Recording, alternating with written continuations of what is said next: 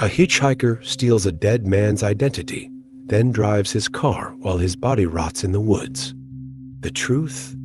Even cops were stunned. Philip Innes Fraser was born on January 3, 1965, in Anchorage, Alaska, the state's largest city. His parents, Robert and Shirley, were both physicians. His mother specialized in neurology, while his father, originally from Philadelphia, was an internist with extensive experience in treating tuberculosis. His expertise even earned him the position of director at a state-run tuberculosis center. The Frasers had 3 sons, Will, Robert Jr., and Philip. Though highly intelligent and hardworking, they instilled their values in their children. But Philip's true passion wasn't academics, it was music and literature. He was also said to be an excellent violinist. In 1982, Fraser graduated high school and soon enrolled at Western Maryland College, the same school his father had attended.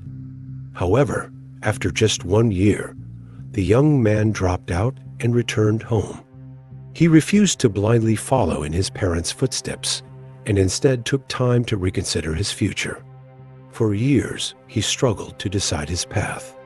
Finally, in 1988, Philip chose to pursue medicine just like his parents. At 23, he transferred to Evergreen State College in Olympia, Washington, a state bordering Canada, a detail that would later become crucial to this story.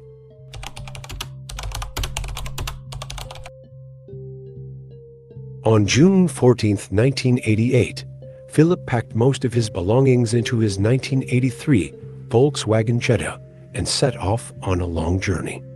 The distance from Olympia to Anchorage was a staggering 2,300 miles, yet this was still the closest university to his hometown.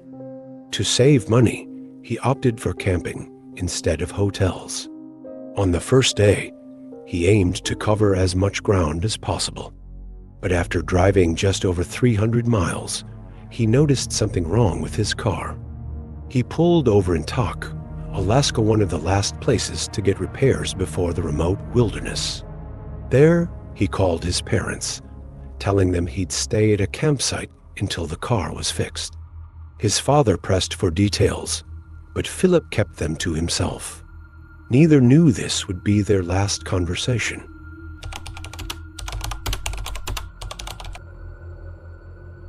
On Sunday, June 19th, around 9:30 p.m., firefighters were called to a car wash in Prince George, British Columbia, where a vehicle was engulfed in flames. The fire was extinguished quickly, but the damage was severe. The interior was unsalvageable, and the exterior was badly scorched. Investigators identified the car as a Volkswagen Jetta, suspiciously missing its license plates.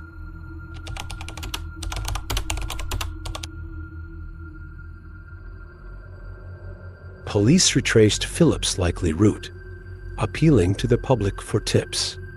Witnesses came forward. One claimed to have seen him camping near Dease Lake on Saturday morning.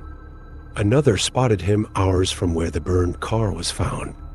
This gave his family hope that he might have abandoned the car and continued hitchhiking. Records confirmed Philip had crossed into Canada on June 17th.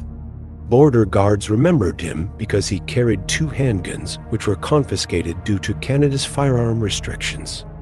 They saw him drive away, but his trail went cold after that.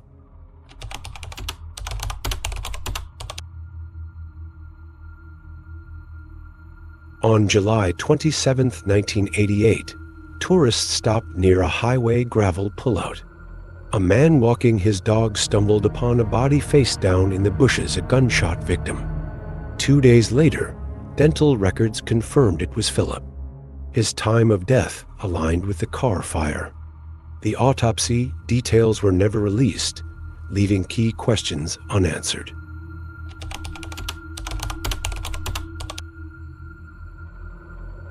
A breakthrough came from Gay Frockledge, owner of the 40 Mile Flats Cafe. On June 18th, she noticed a hitchhiker acting strangely unkempt, foul-smelling, with rotten teeth. When Philip pulled up in his Jetta, the man approached him. After initially refusing, Philip let him in. Witnesses described the hitchhiker as 25 years old, heavyset, with brown hair and eyes. Even stranger, the hitchhiker later introduced himself as Philip Fraser, claiming to be a med student and even driving the Jetta. Other witnesses reported him spinning conflicting stories, sometimes a fish plant worker, other times a Toronto student.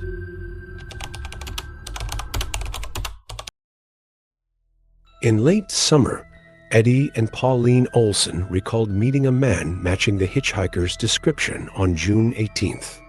He claimed his car broke down, and they offered help. He stayed overnight, insisting he was a doctor's son needing to reach Seattle. He tried selling them the Jetta, then left after fixing it, giving Eddie $20 from one of two wallets. 12 hours later, the car was found burning 300 miles away.